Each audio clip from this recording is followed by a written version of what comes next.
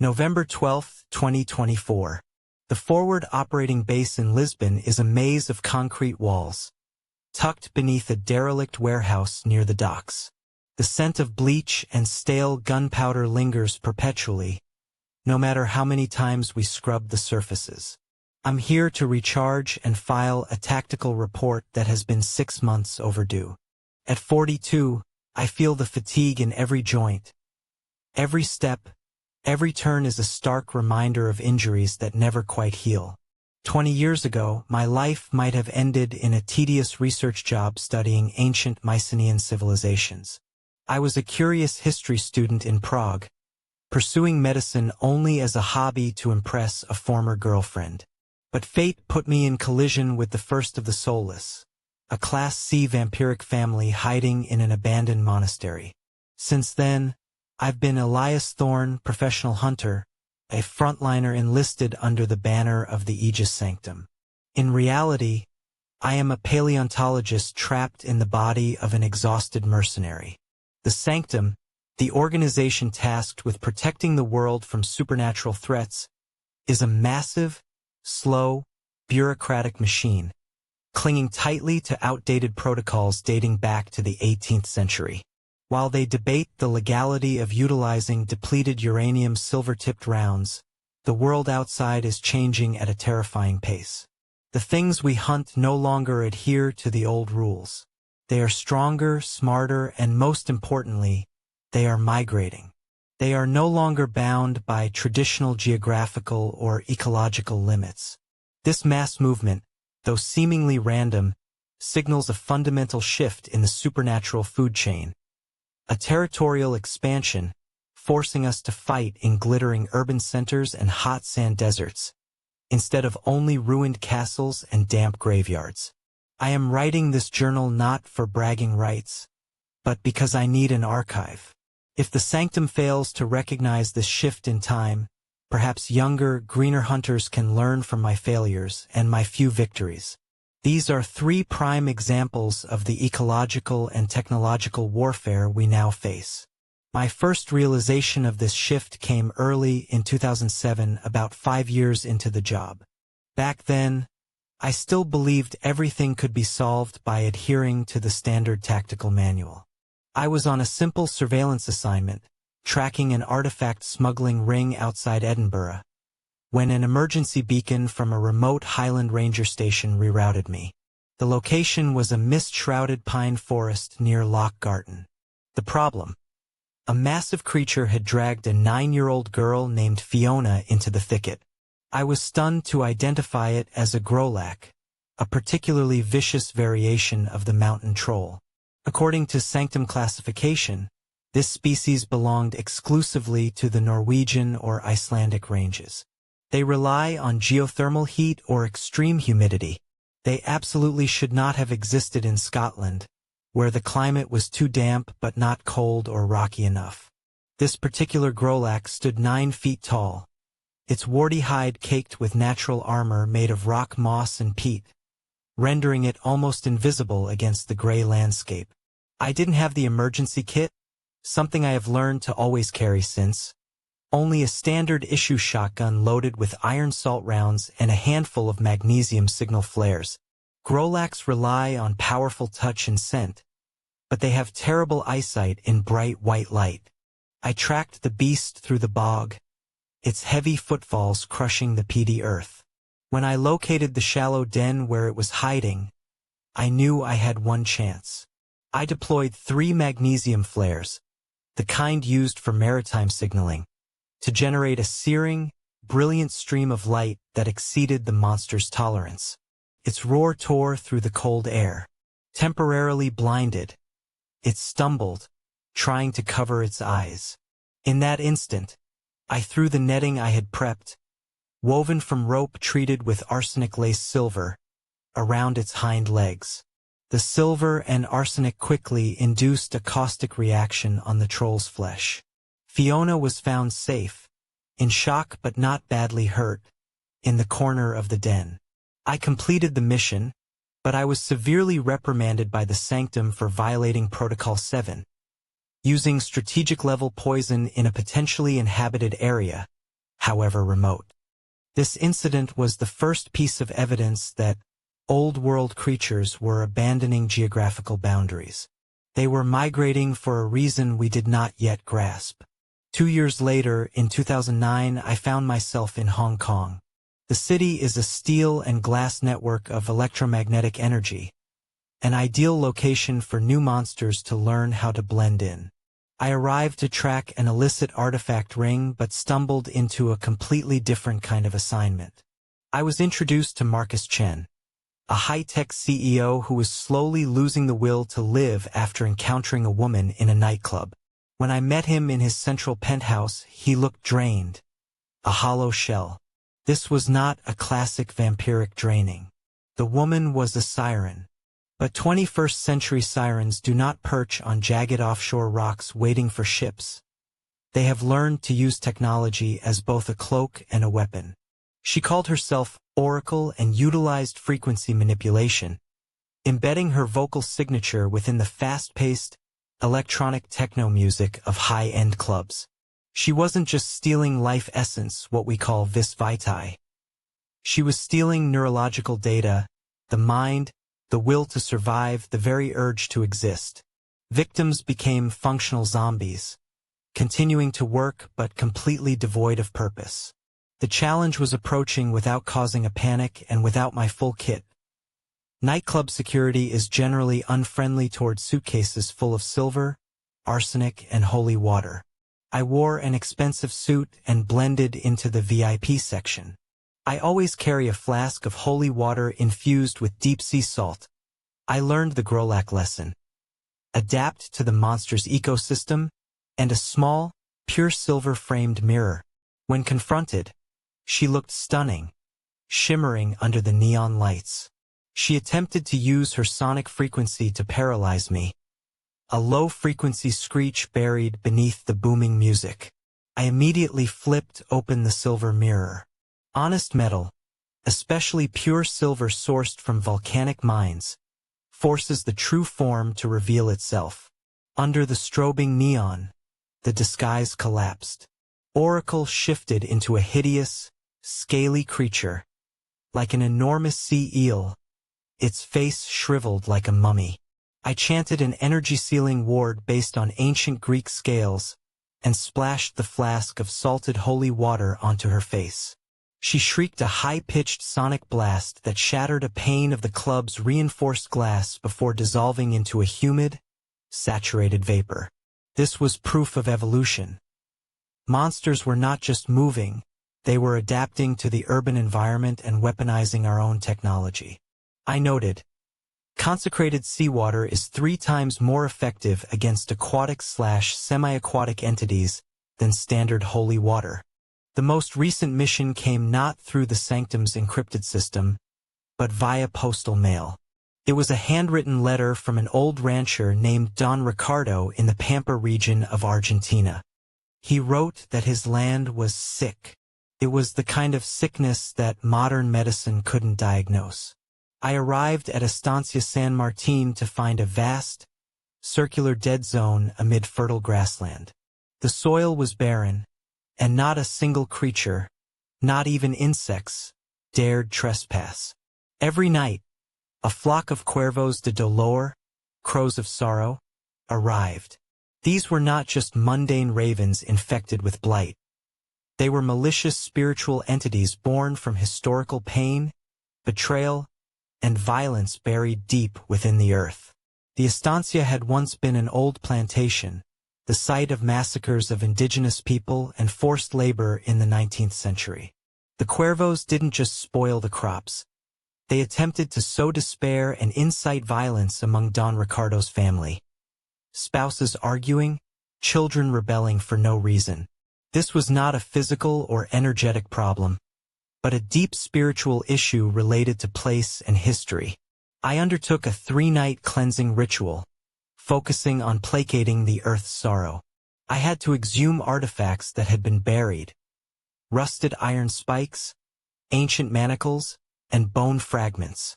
I mixed ashes, a symbol of rebirth, sage, for cleansing, and traditional mate tea, to connect with the South American earth. I used controlled fire to sanctify the dead circle of soil. On the third night, the cuervos were more aggressive than ever, flying in a black cyclone and attempting to invade my mind with my own personal memories of grief, loss, regret, those I couldn't save.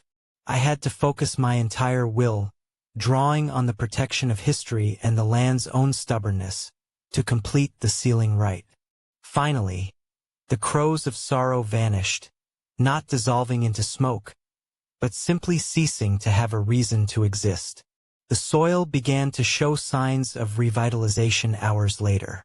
I reported to the Sanctum that the Cuervos de Dolor had displayed unprecedented tactical intelligence and aggression, evolving into a type of organized spiritual entity. The response was a global emergency notification. They finally realized the shift. Age is catching up. I no longer possess the speed of a man in his 20s, but I have experience. Experience is my sharpest weapon. It tells me when to use silver instead of fire, and when historical truth matters more than a bullet. I often dream of retiring, opening a small vineyard in Tuscany. No trolls, no sirens, just grapes and sunshine. But that dream is always shattered by the sound of my knees clicking and the smell of sulfur remaining on my jacket. Writing this journal is my promise to the future. Our job is not about glory or spectacle. It is about meticulous observation, learning from history, and perpetual caution. I saved 3 people across these missions, but I failed to save dozens of others, and those spiritual wounds remain etched in me. We must continue to fight, because the monsters don't sleep, but neither do we. We are Elias Thorne and those like me. We are the thin, brittle barrier between the world people know and what waits in the dark. Thorne, end of log. November 14th, 2024. Lisbon Base. ***. 2 days have passed since the first notation, and I remain trapped in the archives. The Sanctum has ordered a compilation of all personal tactical data, officially admitting that their outdated threat profiles are, in fact, outdated. Essentially, they are asking us to reteach them how to hunt. I note the bitter irony. The years I spent reprimanded for breaking protocol have now become the organization's most valuable case studies. My mission here is not merely recollection, but analysis of enemy transformation. If the Grolak migration was a sign, the emergence of new entities confirms we are facing a supernatural ecological revolution. We must accept the truth. The devil has stopped operating by the script. They no longer wait in secluded castles or forgotten tombs. They are seated in boardrooms, hidden behind servers, and disguised under the blistering desert sun. This adaptation requires us to shift our mindset from historian to prophet. The first clear sign of this revolution arrived in 2012, when I was dispatched to the remote border region between Arizona and Sonora, a highly trafficked zone for narcotics and undocumented migration. The initial mission was to investigate bizarre disappearances. No signs of struggle, only tiny pools of dried blood and precise, almost surgical lacerations. Locals called it El Chupacabra, but the Sanctum's internal reports pointed to a sluggish, low-intelligence variant.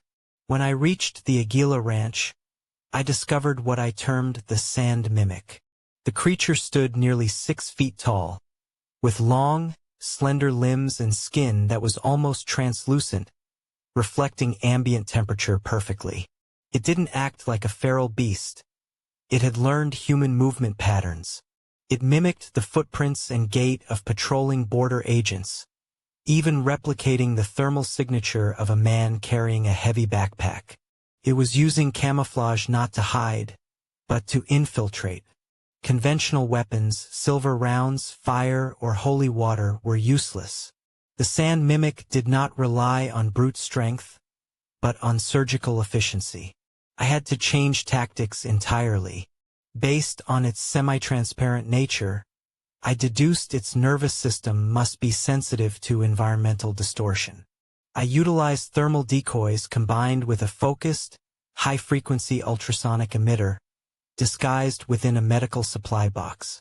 When I activated the device, the sound, inaudible to humans, struck its complex sensory system.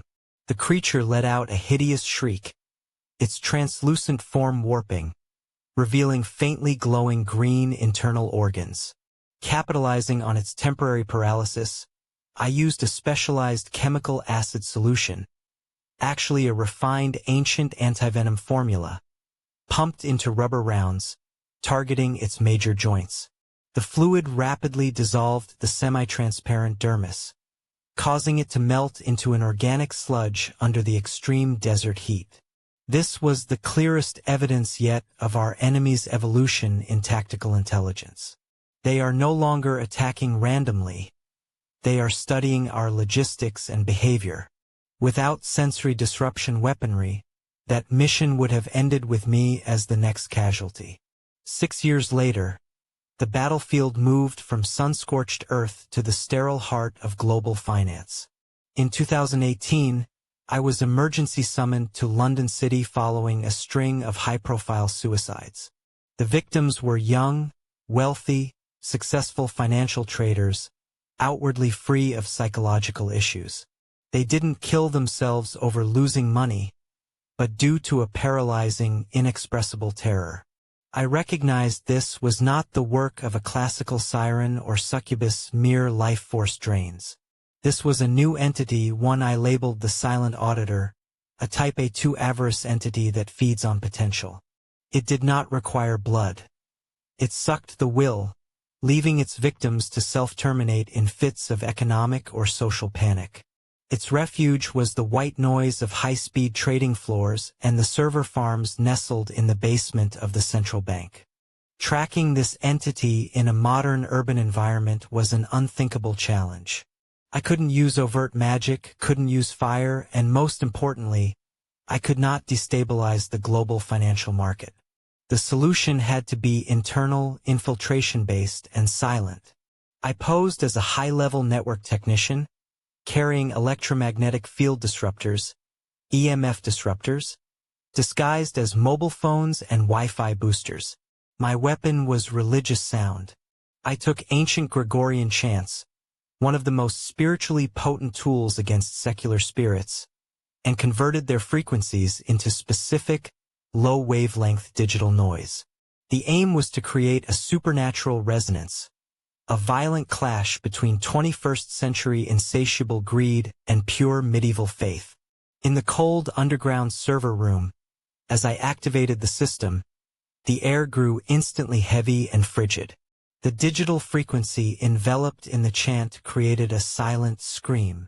The Silent Auditor temporarily manifested, not as a creature of flesh, but as a streak of negative light, like a massive data error, flickering across the server screens and fiber optic cables.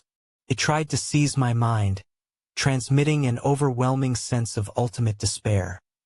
A feeling that all my years of hunting were meaningless and that I would die alone. But I was too familiar with those psychological ploys. I maintained focus, adjusted the amplification of the digital noise, and finally, the entity was forced out of the network, dissipating into the cold atmosphere. The lesson was chilling. Entities have realized that our financial and informational systems are the lifeblood that sustains humanity's spiritual and physical existence. They don't attack where we are weak. They attack where we believe we are safest, our prosperity and our data. November 15th, 2024. Lisbon Base. ****. This was the most recent mission, prior to the Grolak event, and it is the one that worries me most. It shows the enemy is attempting not only to kill us but to erase our capacity for self-defense. In 2020, the Sanctum's Archivum Occultum, the Center for Secret Knowledge housed deep beneath an old monastery outside Rome, was breached. The enemy was not a thief or a physical operative. It was a chronophage, time eater, an entity that lives by consuming and altering static information. When I arrived, Thousands of scrolls, ancient texts, and classified documents were damaged. Not burned or torn, but their contents were changed. Antivenom formulas were rendered useless. The weaknesses of type of vampire lords were reversed, and critical sealing rituals were replaced with subtle, fatal misspellings. This entity was attempting to turn all our weapons and knowledge against us. The chronophage had no fixed form. It manifested as black script crawling off the pages, like living ink. It reacted to knowledge. If you knew what it was, it would rapidly change its nature to invalidate that knowledge. As a historian, I understood that its strength lay in the certainty of information. I proposed a mad strategy, but the Sanctum, in its desperation, accepted, creating a controlled paradox. We connected the Sanctum's most advanced computer system to the ancient library, and in real time we began feeding the system massive conflicting data regarding high-level entities. For instance, one file would state that vampires die from sunlight, immediately followed by another file stating they thrive in high ultraviolet light. As my team of scholars and I performed the ritual, the chronophage began to fragment. Could not digest the constant, contradictory data. Its body of living ink convulsed, and I swiftly sealed it into a digital trap box. A classic silver containment box lined with consecrated hard drives programmed to run a perpetual paradox loop. The chronophage incident was a brutal wake-up call. We are fighting not only on the ground but in the realm of consciousness and knowledge. If the enemy can redefine history, they can easily redefine reality and win without shedding a drop of blood. These three engagements form the backbone of my current mandate. If I must summarize what I have learned over the past 2 decades regarding the supernatural predators, there are 3 main takeaways. 1. Geography is dead. We cannot rely on old files to know where to find a specific monster. Every environment is a potential habitat. 2. Technology is weaponry. The enemy is using our technology, from the electronic sound of the neon siren to the information network of the silent auditor, to hunt us. Counter-tools must be a blend of the ancient and the modern, silver with arsenic, chance with EMF waves. 3. The war of knowledge. The greatest threat is not dying, but being forgotten or worse, being rewritten. The defense of archives and data must be prioritized equally with the defense of major capitals. I have submitted this summary to Central Command. I do not expect them to completely change overnight, but I hope the younger hunters, the novices unburdened by the Sanctum's obsolete protocols, will read these notes. The next assignment is pending. A report from Siberia. Something ancient, cold, is waking beneath the melting ice. The next fight might well be my last. Thorne. End of notation, November 15th. June 14th, 2009. I usually regard routine surveillance as a misuse of my talents, but the initial assignment in Hong Kong was a classic display of the Sanctum's methodology. Track a smuggling ring moving relics suspected of containing ancient spirits.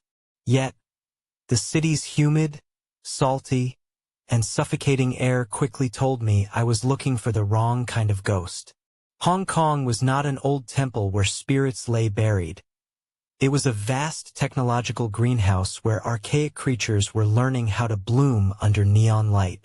My investigation led me to Marcus Chun, 45, the CEO of a multi-billion-dollar fintech company.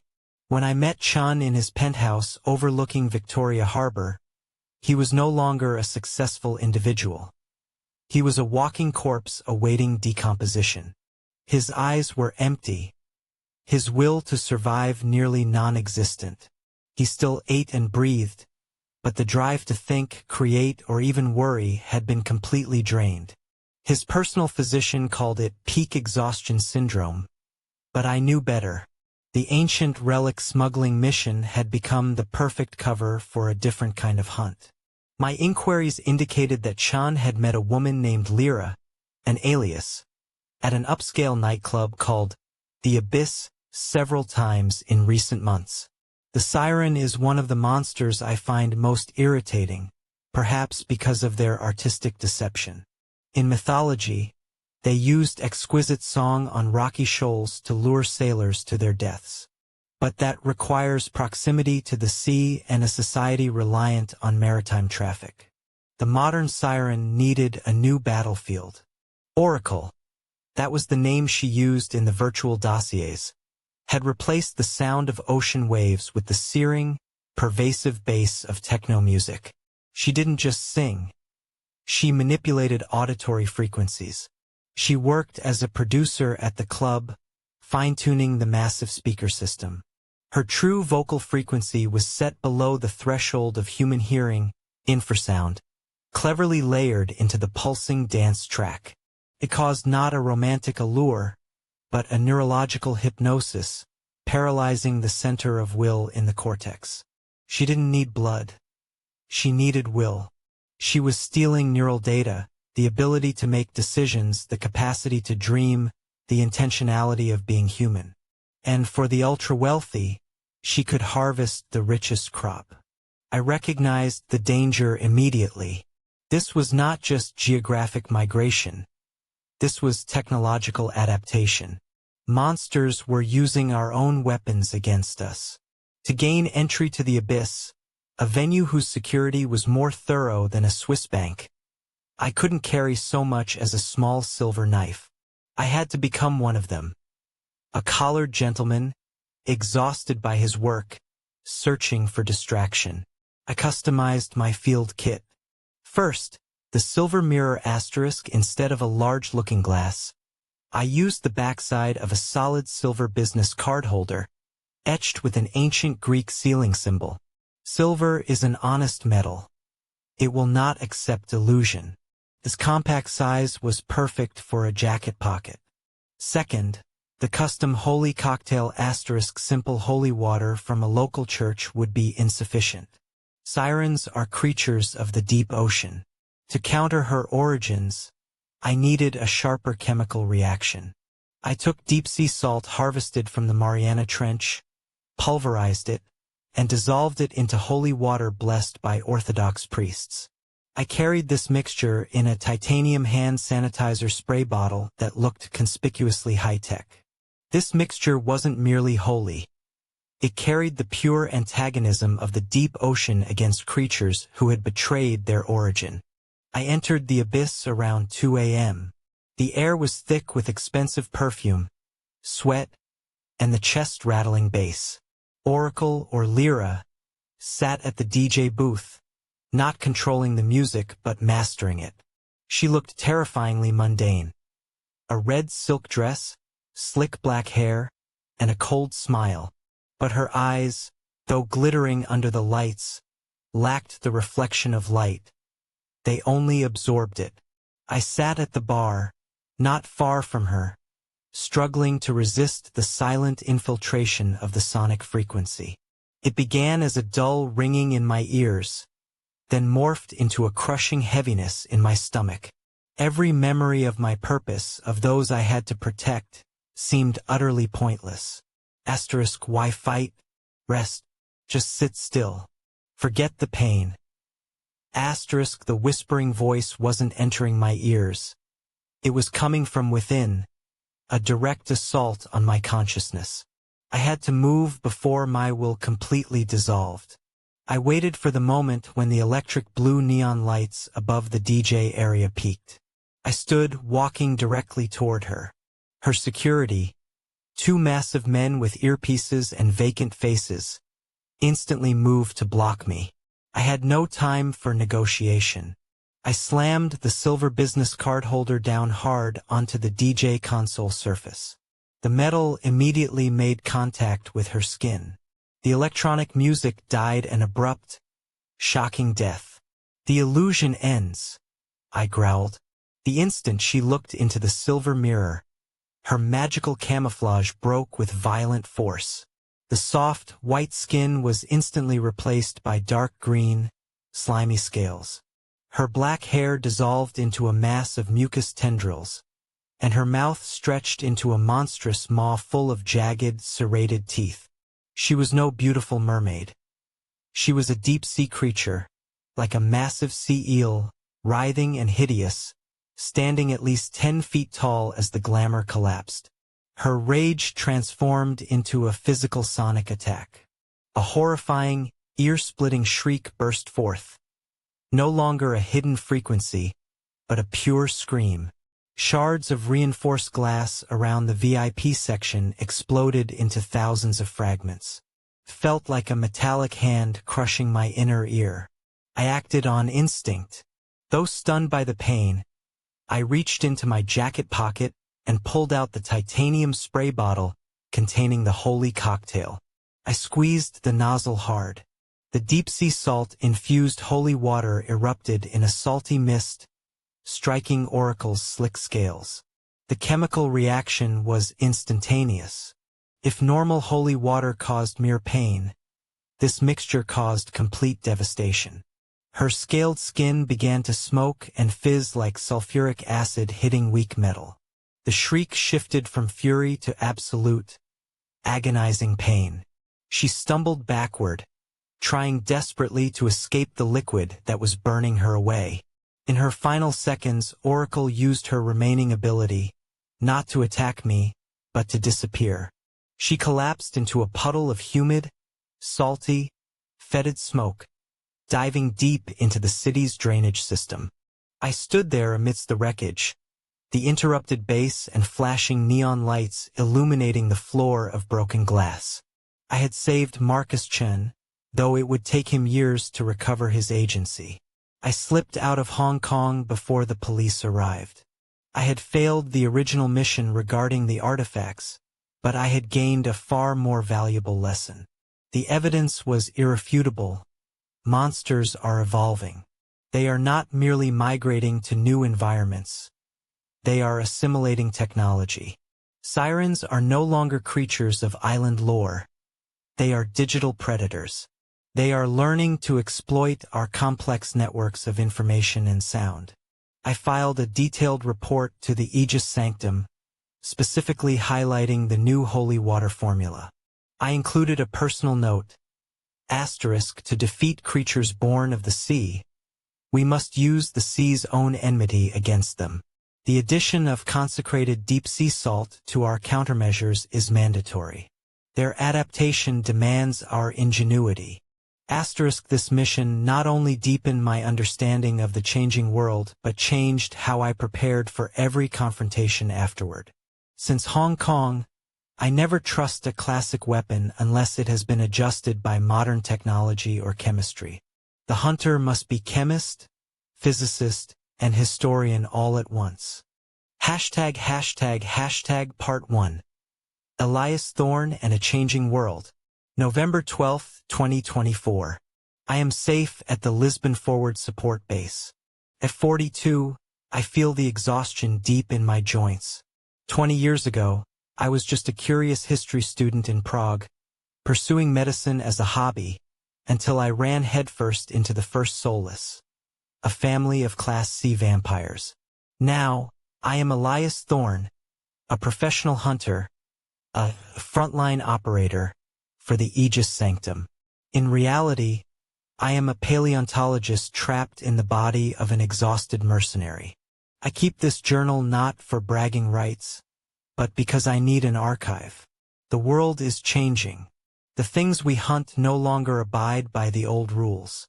They are stronger, smarter, and, critically, they are moving. If the Sanctum fails to realize this in time, perhaps the younger, greener hunters can learn from my defeats and my few victories. ##### Part 2. The Cold Migration, Grolac in the Scottish Highlands. My first definitive proof came in 2007, about 5 years into the job. I was on a standard surveillance mission in Edinburgh when an emergency alert from a remote Highland gamekeeper station forced a reroute. A massive creature had dragged a 9-year-old girl named Fiona into the pine forest.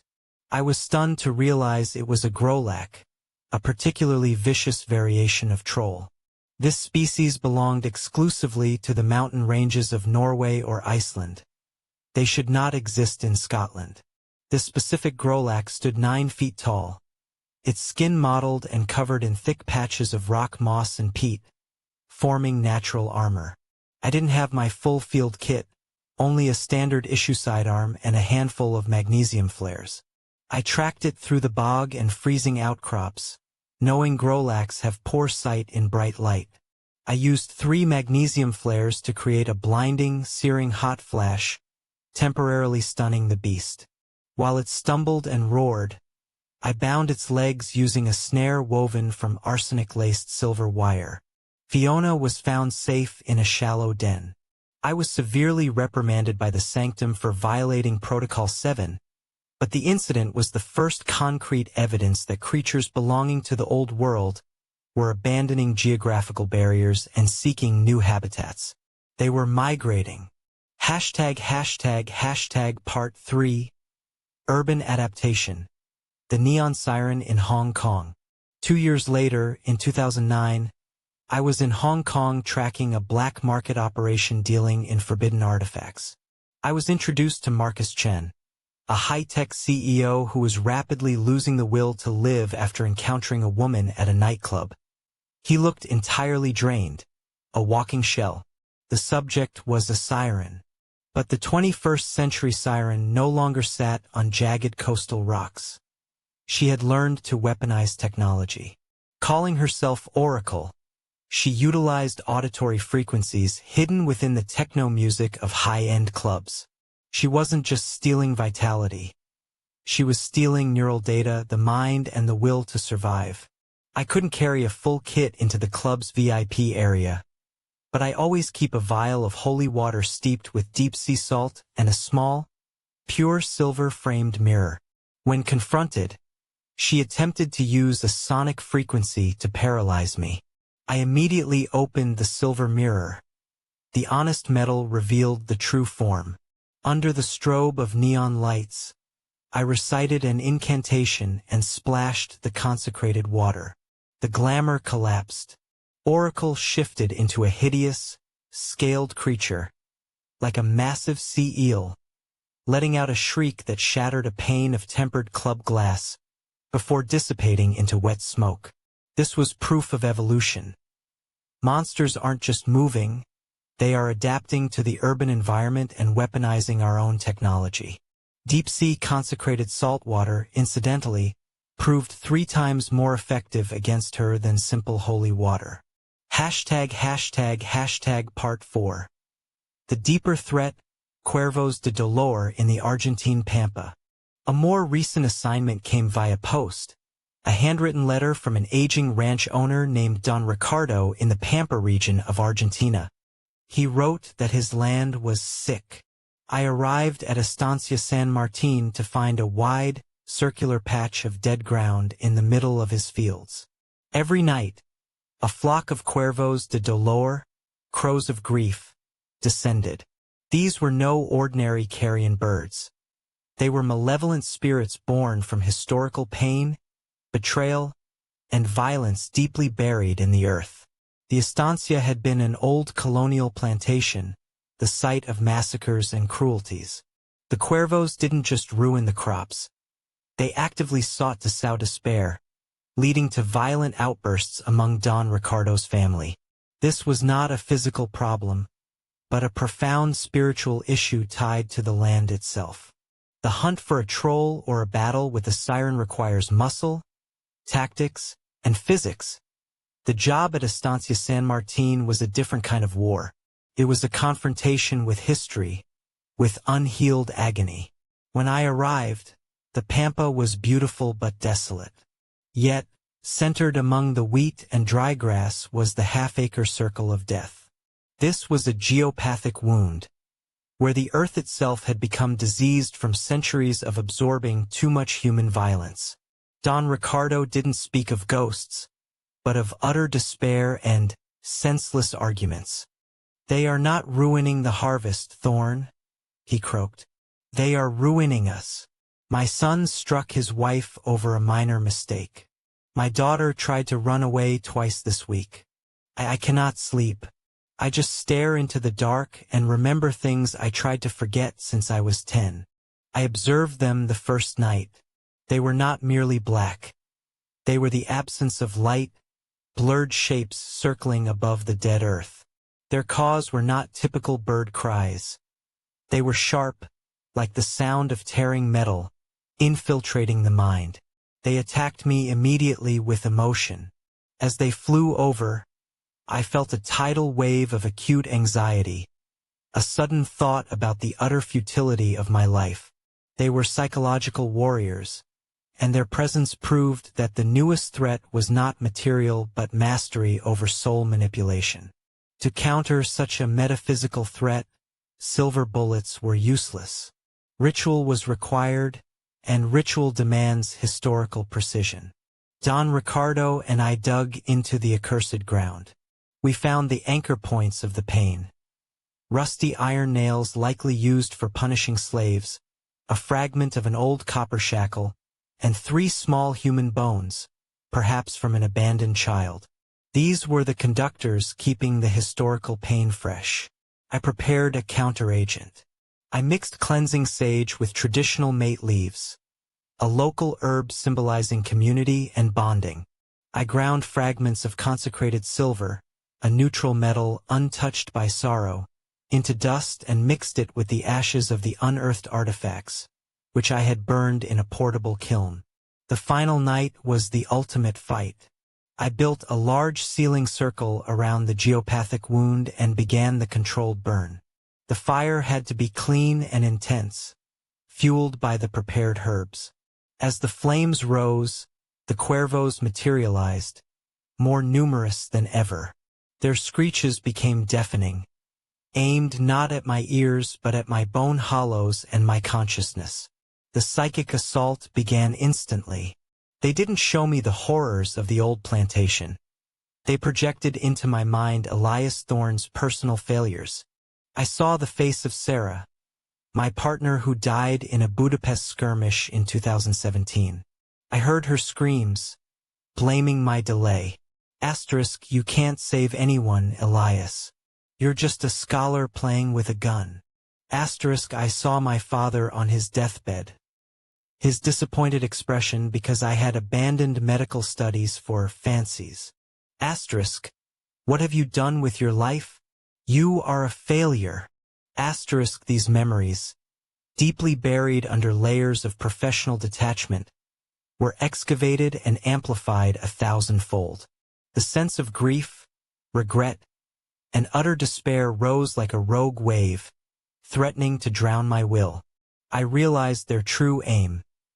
They wanted me to self-destruct the ritual, to merge my despair with the land's pain, creating a permanent rift. I stumbled, my head swimming, but in that moment of near collapse, 20 years of experience kicked in. I couldn't fight my emotions. I had to acknowledge them and use them as fuel. Asterisk, yes, I have failed, and I carry those wounds. But because I carry them, I know how immense this pain is, and I will not let it spread. Asterisk, I gripped a consecrated antique silver ring. With every ounce of willpower, I chanted the sealing verse, an old local incantation about returning dust to dust, and flung the mixture of ash and mate into the flames. As the mixture ignited, the cleansing energy radiated outwards. The cuervos let out a final, tearing shriek, as if they themselves were dissolving. Their shadows thinned, and in an instant, they vanished completely, leaving behind nothing but a chilling silence. The land was sealed. I submitted the most detailed report possible to the Sanctum. Cuervos de Dolor were not isolated vampires or trolls. They were an organized network of pain, exploiting the weaknesses of humanity and geography. This was not a random threat, but an evolving tactic. My message was clear. The supernatural is not just migrating and adapting to technology. It is evolving tactically and seeking to strike at the very spiritual and historical foundation of humanity. Days later, the Sanctum replied. It was not a reprimand. It was a global emergency notification. They had acknowledged the change. Part 5. Epilogue and vow to the future. Old age is catching up. I no longer have the speed of a man in his 20s, but I have experience. Experience is my sharpest weapon. I often dream of retirement, running a small winery in Tuscany. No trolls, no sirens, just grapes and sun. But that dream is always shattered by the sound of creaking knees and the lingering scent of sulfur on my field coat. Writing this journal is my promise to the future. Our job is not about glory or grand displays. It is about meticulousness, learning from history, and constant caution. I saved 3 people across these few entries, but I failed to save dozens of others, and those spiritual scars remain. We must continue to fight, because the devil does not sleep, but neither do we. We are Elias Thorne and those like me. We are the thin barrier between the world people know and what waits in the dark. Thorne, end transmission. Ages descending. I no longer possess the speed of a man in his 20s, but I have experience. Experience is my sharpest weapon. I often dream of retiring, perhaps opening a small vineyard in Tuscany. No trolls, no sirens, just grapes and sunshine. But that dream is always shattered by the creak in my knees and the faint smell of sulfur clinging to my jacket. Writing this journal is my promise to the future. Our work is not about glory or spectacular performances. It is about meticulousness, learning from history, and constant vigilance. I have saved 3 people on these assignments, but I have failed to save dozens of others, and those spiritual wounds remain ingrained. We must continue the fight, for the devil sleeps not, but neither do we. We are Elias Thorne and the others like me. We are the thin barrier between the world people know and what waits in the dark. I no longer believe in destiny. I believe in statistics, physics, and sheer attrition. My body has become a museum of close calls and catastrophic failures. The scar on my right index finger is from the fangs of a type B lycanthrope in Transylvania. The metal brace in my left ankle is a constant reminder of the Grolac encounter. The fatigue is not merely physical. It is the accumulation of unrelieved knowledge. I have seen things that any scientist or cleric would dismiss in a second. The true burden is not slaying the monster. The burden is living with the realization that, to these creatures, we humans are merely shifting pixels, sources of energy, or passing amusement. I have lost too many colleagues.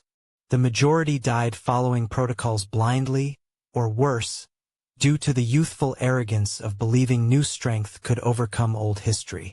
When you are a frontline operative, you are the first and final point of responsibility. There is no drone coverage, no special forces backup. There is only you, your knowledge, and the sharpness of your judgment. I remember Caleb, a young German hunter, who attempted to use standard silver rounds against a Wendigo enhanced by the cryogenic cold of liquid nitrogen it had stolen from an abandoned lab. Caleb adhered to the 1845 combat manual. The Wendigo adhered to modern physics. Caleb lost. That was a costly lesson. When the adversary evolves, you must make a quantum leap, not a small step forward. The shift I have witnessed over 2 decades is not random, but systemic. I call it the Great Convergence. It manifests on 3 levels as seen in my 3 most recent missions. First, the destruction of geographical barriers. Physical. The Grolac incident in Scotland was a clear sign. Ancient entities, once bound by climatic, geological, and mythical factors, are abandoning traditional sanctuaries. This is more complicated than climate change. It feels like a global, magical destabilization, thinning the veils between geographical domains. A Siberian lycanthrope appears in an Arizona canyon, or an Asian vampire suddenly hunts in Paris. They are seeking resource diversity and less monitored environments. Second, digital adaptation, technological. The siren in Hong Kong was not merely a merfolk changing her habitat. She understood how we communicate and consume information. Modern soul eaters do not need to lure victims with songs on the docks. They use Wi-Fi signals, radio frequencies, binary code to spread dread or steal souls. I believe that in the near future, we will see vampires using biotech to create undetectable synthetic blood, or ghosts infiltrating cybersecurity systems to mask their tracks. Third, spiritual organization, strategic. The Cuervos de Dolor proved that spiritual entities are learning to cooperate. They are no longer isolated spirits hostile to one another. They are forming organizational structures built upon humanity's common weaknesses: despair, violence, division. If pain-based entities can organize, what happens when an ancient vampire family cooperates with a coven of curse witches? This demands that the Sanctum completely changes its modus operandi, shifting from individual reaction to tactical-level warfare. The Great Convergence has forced the Aegis Sanctum to finally stir, yet that awakening is slow and clumsy. They issued a global emergency notice, but that notice came wrapped in a series of complicated new protocols, demanding more reports and less decisive action. I received a 30-page memo after submitting my report on the Cuervos, in which they dedicated 2.5 pages to dissecting my use of controlled fire without prior area supervisor approval. Controlled fire was the only thing that could cleanse that blight-ridden earth. If I had waited for their approval, Don Ricardo and his family likely would have committed spiritual suicide. This is what young hunters need to understand. Your loyalty belongs not to the bureaucracy, but to the mission. Always remember that the people sitting in offices creating Protocol 7 are not the ones who have to look into the eyes of a 9-year-old paralyzed by fear, or smell the scent of frozen blood in a mire. They do not understand that in this field, 90% of success comes from quick, knowledge-based improvisation. If this journal falls into the hands of a young hunter, these are the 3 principles I wish you to etch into your memory. They are more important than any Sanctum regulation. Principle 1. History is your strongest weapon, knowledge is power. You study history not to understand what happened, but to understand how these entities have previously failed. The Grolak feared blinding light. The siren was stripped bare by silver medals. Legends are not fairy tales. They are the compressed summary of millennia of combat. Yet, you must transcend that knowledge. Example. If the classic vampire cannot cross running water, the modern vampire can sail a boat, or even fly in a jet. Know the tradition, but seek the holes in their new adaptations. Always read, always seek esoteric manuscripts, and never stop studying medicine, physics, or theology. They are tools that can save your life. Principle 2. Tool flexibility, adapt or die. Your emergency kit is never enough. Carry silver, walnut wood, and holy water, but learn to use them in conjunction with modern technology. Magnesium flares are not a traditional hunter's tool, but they are 3 times more effective than thermal sight against a troll with poor vision. Holy water infused with deep-sea salt is 3 times more potent against an urban siren. Do not fear technological integration. Use infrared cameras, frequency recorders, or even social media networks. If the monsters can use our global network, we must use it against them. Do not become a slave to technology. Make it your slave. Principle 3. Accept the cost, the inescapable cost. You will fail. There will be days when you do everything right, but are still too late. You will witness death in its most horrifying and illogical forms. This pain is not weakness. It is proof that you are still human. Your mission is not to become an emotionless superhero, but a wise warrior. When you cannot save someone, ensure that their death teaches you a lesson. Never waste a lesson learned through pain. That pain will become your armor and your focus. Remember the faces you could not save. That is the only reason you keep doing this job when reason tells you to stop. I am still in Lisbon, but I am not resting. I am preparing for the next mission, an assignment in the Ural Mountains, where reports indicate a new type of glacial entity is destroying energy outposts. This will be a cold war not just in temperature, but in will. I know I cannot do this forever. Perhaps I have another decade or two. But as long as my legs hold steady and my mind remains sharp, I will be the watchman. I will continue the fight to ensure that the Aegis Sanctum, however clumsy, maintains its presence. I will continue to write. This is not a textbook. This is the field journal of a tired soldier who knows the real war is only just beginning. If you read these lines, you are the heir to this responsibility. Learn from my mistakes. Be not afraid. Be careful. The world is changing, and we must change with it, or the darkness will swallow us whole. Thorne, ending entry at 3:17 a.m. I need to go. There is the scent of ozone and sulfur seeping from beneath the door.